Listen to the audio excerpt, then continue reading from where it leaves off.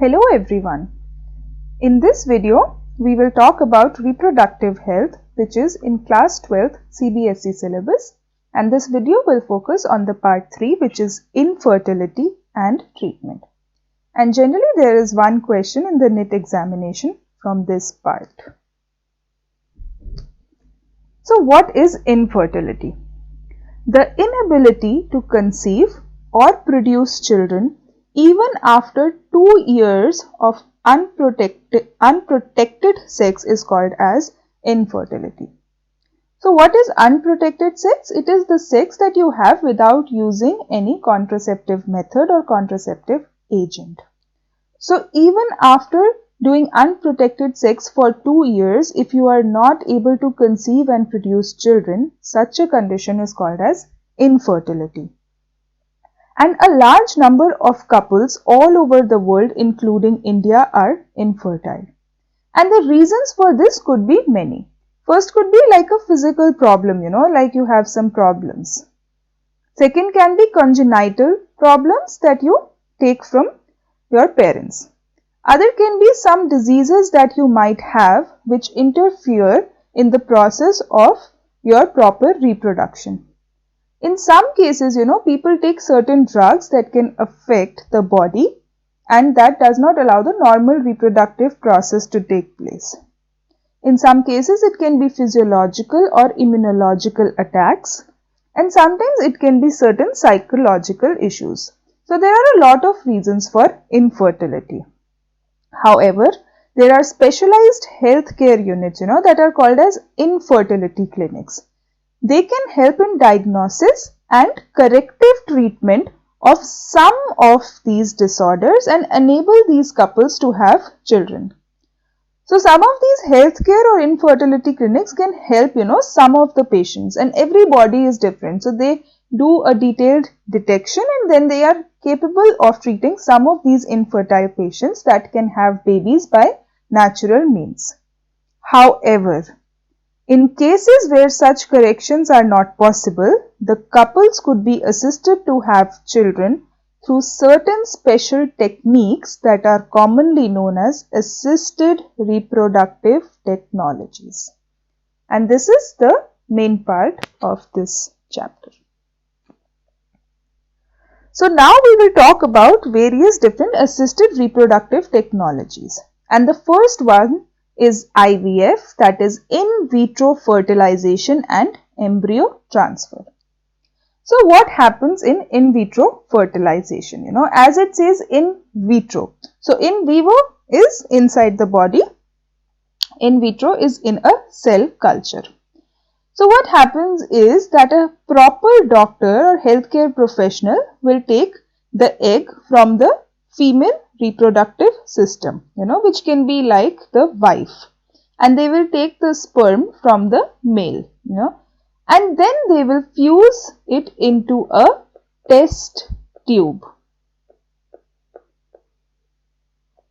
So the egg and the sperm are put together into the test tube under the conditions, there are certain conditions in the test tube that mimic exactly the conditions in a female reproductive system.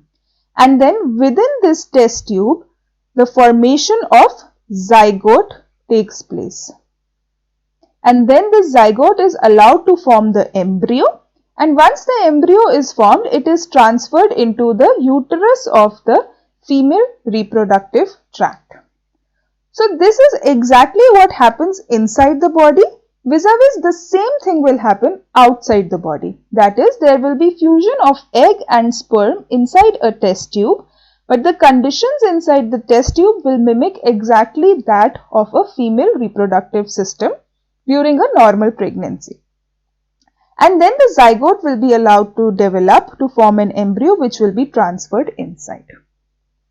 So IVF is fertilization outside the body in almost similar conditions as in the body. So what happens in the body is mimicked by IVF outside the body.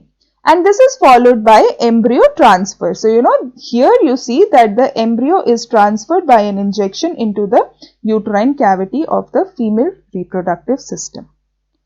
So in this method, also known as the test tube baby, because as we discussed, there is the baby that is formed in a test tube, and this test tube basically contains the conditions that mimic the female reproductive system. So, the ova of the wife or the donor female and sperms from the husband or the donor male, they are collected, like the egg and the sperms are collected and induced to form zygote. They are induced to form zygote in the test tube under simulated conditions in the laboratory, and these simulated conditions mimic the conditions of the female reproductive system. It can contain certain hormones, certain factors, that allows the fusion of egg and sperm to form the zygote. So the zygote or early embryo are then transferred into the fallopian tube. So they can be transferred into the fallopian tube or to the uterus, like it is here in the uterine cavity, to complete its further development. And in certain cases, you also are given certain hormonal stimulations, so that the body is ready to really accept the embryo and proper pregnancy can be initiated. So this whole technique is in vitro fertilization and embryo transfer. Okay, now under in vitro fertilization, the embryo that has been formed can be transferred in the female reproductive system. So the first thing that we'll see is ZIFT, that is zygote intrafallopian transfer, So this zygote intrafallopian transfer, ZIFT, in this case the zygote that is formed in vitro, and how is it formed in vitro? By in vitro fertilization, that is also known as by test tube baby, or early embryo up to 8 blastomere is transferred into the fallopian tube. So the zygote is formed and then it is allowed to grow within the test tube, and the early embryo up to the 8 blastomere stage is transferred into the fallopian tube here, like the embryo transfer takes place within the fallopian tube, and this is known as ZIFT. It is important that you really learn the full form of ZIFT, zygote intrafallopian transfer, because sometimes in examination there are very simple questions. What is the full form of ZIFT? Zygote intrafallopian transfer. The second case or the second category of in vitro fertilization is intrauterine transfer. In intrauterine transfer, the embryos with more than 8 blastomeres are transferred into the uterus for further development. So we saw that there is IVF, and in IVF a baby is formed within a test tube, that is why it is also called as the test tube baby technique. And once the IVF is done, there is the embryo transfer, and this embryo transfer can be either by it can be either a thing that is called as ZIFT, that is zygote intrafallopian transfer, or it can be an intrauterine transfer. So ZIFT is done when the developing embryo is less than 8 blastomere stage, and it is transferred into the fallopian tubes here.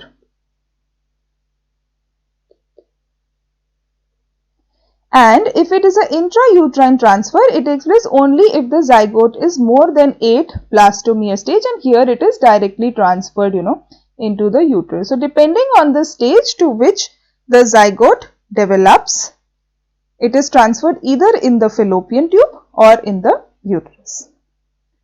So another thing is that the embryos that are formed by these strategies of in vitro fertilization and embryo transfer, they can also be used for transfer to assist those females who cannot conceive. So the females who cannot conceive can adopt the techniques of IVF and embryonic transfer. So the next assisted reproductive technology technique after in vitro fertilization is the gamete intrafallopian transfer, also called as a gift, because having a baby is like a gift. And again, it is very important to learn this full form, gamete intrafallopian transfer, because sometimes in examination these are very simple questions that you can answer. So what is gift? Gift is the transfer of an ovum collected from a donor into the fallopian tube of the recipient, who can provide suitable environment for fertilization and further development. So there are two things, like a particular female who cannot produce an ovum, So there is a female, she cannot produce an ovum. There is another female whose ovum will be isolated. The ovum will be isolated and it will be mixed with the sperm. And then this mix will be transferred to the fallopian tube. So it is very important to understand the difference between GIFT and IVF. So we saw what happens in IVF is, again, it's the same, there is an ovum, there is a sperm, but in this case, there is a test tube. And in the test tube, the zygote is formed. So in IVF, the zygote is formed in a test tube under certain conditions. However, in GIFT, there is no test tube, So in GIFT, the ovum and the sperm are just, mixed. They are just mixed together, and then there is like a GIFT catheter, and this mix is then injected into the fallopian tube of the female. So another thing is that this ovum can be from a different female and it can be transferred to a second female. So this is from the first female. Let's say it's a random female, we don't know who is the female, and this is the sperm from the father.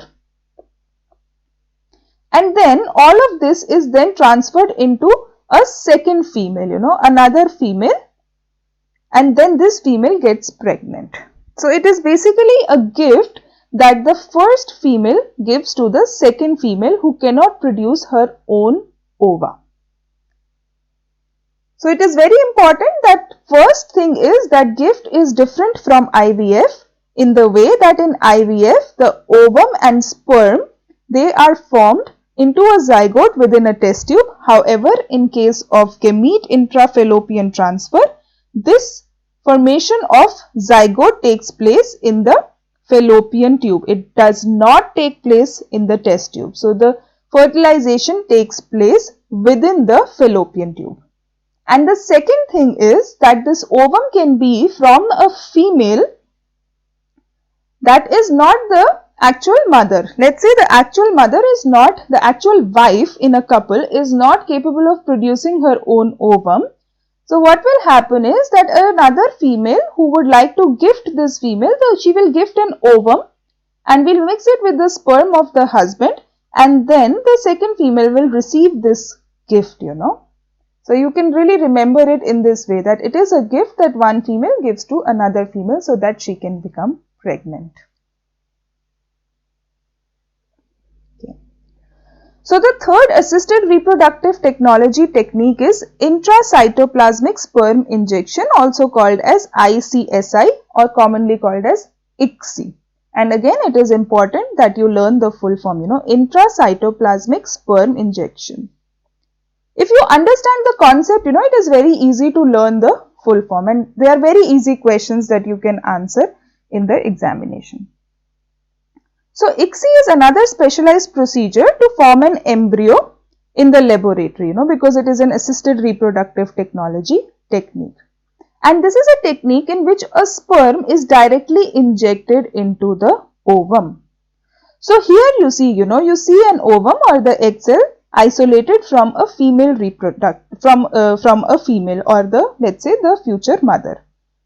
And then you take a needle and you take just like a single sperm, one single sperm is taken and it is directly injected into the egg cell. So the zygote or early embryo, once they are formed, because once you directly inject the sperm into the ovum, it will result in the formation of zygote or an early embryo. These are then transferred into the fallopian tube or uterus to complete its further development.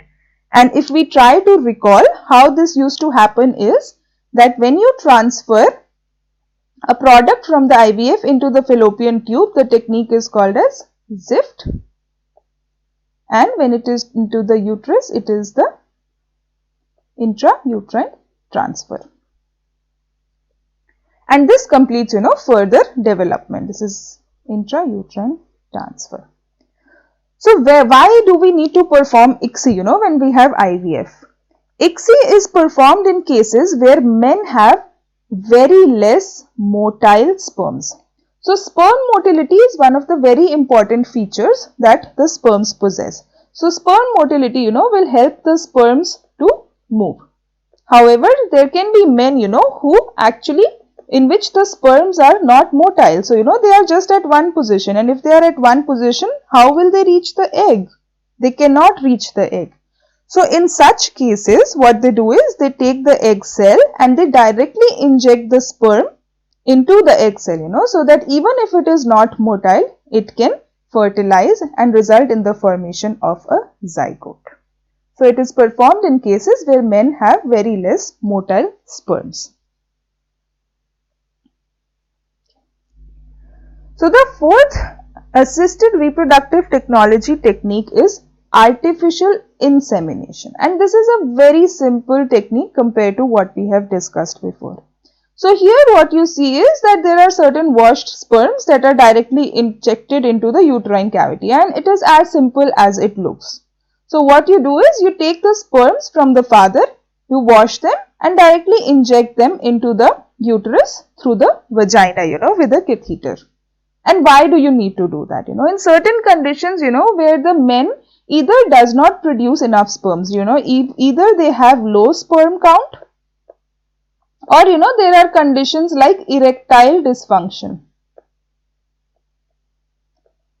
So, in certain conditions, like in these conditions, it is very important that the sperms reach the female reproductive system. But if you have low sperm count, then not enough sperms are there, to fertilize the egg. Or if you have erectile dysfunction, the penis is not fine. So, therefore, the female cannot get pregnant. So, in these cases, artificial insemination or AI is important.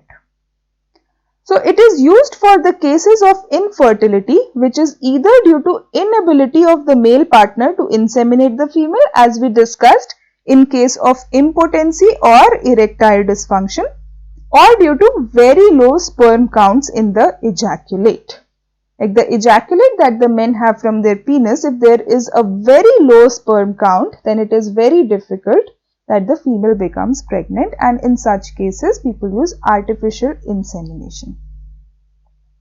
So, in this technique, the semen collected either from the husband or a healthy donor is artificially introduced either into the vagina or into the uterus, like through intrauterine insemination of the female. So, this is called as intrauterine insemination of the female or artificial insemination. What happens in certain cases, when there is a husband and there is a wife, and let's say the husband cannot produce enough good sperms.